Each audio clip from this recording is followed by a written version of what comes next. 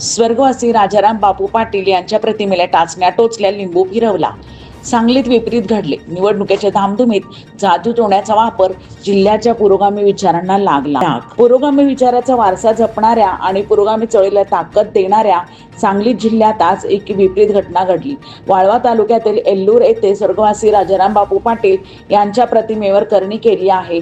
ज्या भागात हा प्रकार घडला त्या भागात भाजप जिल्हाध्यक्ष सम्राट महाडिक यांच्या वहिनी हर्षाली राहुल महाडिक या जिल्हा परिषदेच्या निवडणूक लढवत असून राष्ट्रवादी काँग्रेस पार्टी शरदचंद्र पवार पक्षाच्या त्या प्रमुख विरोधी आहेत.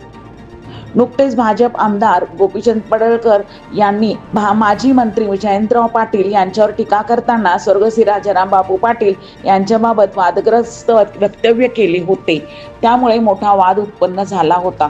आता या नव्या प्रकारामुळे नवा वाद होण्याचे चिन्ह दिसत आहेत. राजाराम बापू पाटील सहकारी साखर कारखान्याचे अध्यक्ष प्रतीक पाटील यांच्या देखील फोटोला अघोरी कृत्य केल्याचे दिसून येते.